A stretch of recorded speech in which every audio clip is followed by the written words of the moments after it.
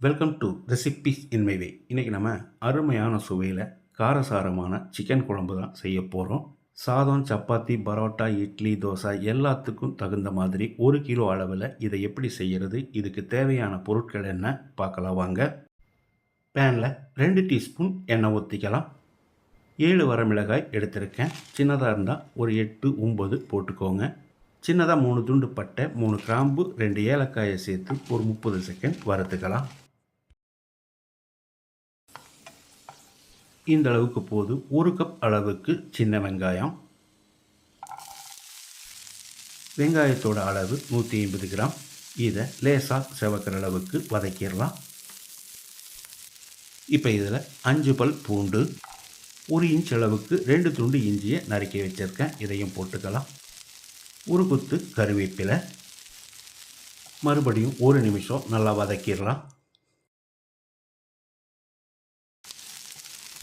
இப்போ இதில் 1/2 கப்புக்கு கொஞ்சம் குறைவாக மல்லி, 1 டேபிள் ஸ்பூன் மிளகு, 1 டேபிள் ஸ்பூன் சீரகம், 1/2 டேபிள் ஸ்பூன் சோம்பு அளவான தீயிலேயே 1 நிமிஷம் வறுத்துக்கலாம். இப்போ இதில் 2 டீஸ்பூன் கசகசாவையும் போட்டுக்கலாம். முதல்லையே சேர்த்துனோம்னா சீக்கிரமாக கருகிடும். 3/4 கப் அளவுக்கு துருவின தேங்காயையும் சேர்த்து ஒரு 2 நிமிஷம் அளவான தீயிலேயே வதக்கிடலாம்.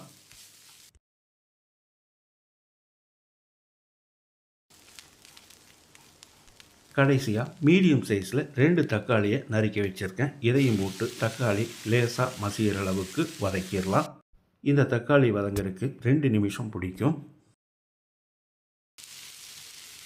குழம்புக்கு தேவையான மசாலா ரெடி ஆகிடுச்சு. இதை எடுத்து ஒரு பிளேட்டில் கொட்டி ஆற வச்சிடலாம். இது நல்லா ஆறின பிறகு மிக்சி ஜாரில் போட்டு 1 கப் அளவுக்கு தண்ணி ஊற்றி பேஸ்ட்டாக அரைச்சி எடுத்துக்கலாம். 1 கிலோ அளவுக்கு நாட்டுக்கோழியை மஞ்சள் தூள் போட்டு கழுவி எடுத்து வச்சுருக்கேன். இதை போட்டுக்கலாம். இதுக்கு பதிலாக பிராய்லர் கோழியையும் சேர்த்துக்கலாம். இதில் நம்ம அரைச்ச பேஸ்ட்டை ஊற்றிடலாம். மிக்சி ஜார் அலசி 1 கப் அளவுக்கு தண்ணி ஊற்றிக்கலாம். 2 டேபிள் ஸ்பூன் உப்பு, 1 டேபிள் ஸ்பூன் காஷ்மீரி மிளகாய் தூள் சேர்த்துக்கலாம். இது ஆப்ஷனல் தான், நான் கலருக்காக தான் சேர்க்கிறேன். குழம்புக்கு தேவையான அளவு தண்ணி சேர்த்துக்கலாம். நான் 2 கப் அளவுக்கு தண்ணி சேர்க்கிறேன். மொத்தமாக 3 கப் தண்ணி சேர்த்துருக்கோம். இதில் 1 டேபிள் ஸ்பூன் அளவுக்கு நல்லெண்ணெய் ஊற்றி கலந்து விட்டு கொதிக்க விட்டுடலாம். ஒரு 5 நிமிஷம் நல்லா கொதிக்கணும்.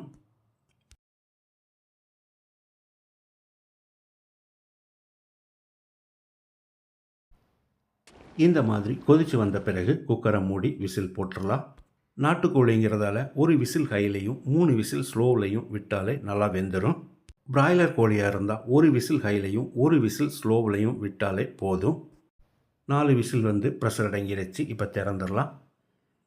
இந்த நாட்டுக்கோழி 4 விசிலில் எந்த அளவுக்கு வெந்திருக்குதுன்னு பாருங்கள். இப்போ இது ஒரு 5 நிமிஷம் கொதிக்கட்டும். பேனில் 4 டேபிள் ஸ்பூன் நல்லெண்ணெய் ஊற்றிக்கலாம். இதுக்கு நல்லெண்ணெய் நல்லா டேஸ்ட்டாக இருக்கும்.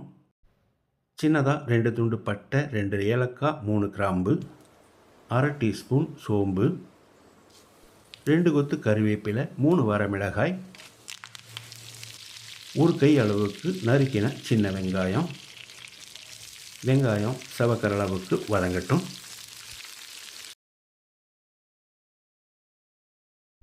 வெங்காயம் நல்லா சுருளை வதங்கிடுச்சு. இப்போ ஸ்டவ் ஆஃப் பண்ணிவிட்டு ஒரு 1/2 டீஸ்பூன் காஷ்மீரி மிளகாய் தூள் சேர்த்து கலந்து விட்டுடலாம். காஷ்மீரி மிளகாய் தூள் சேர்க்கிறது ஆப்ஷனல் தான். இப்போ இதை கொதிக்கிற குழம்புல ஊற்றிடலாம். கூடவே பொடியாக நறுக்கின மல்லி இலையும் தூவி கலந்து விட்டு இறக்கிடலாம்.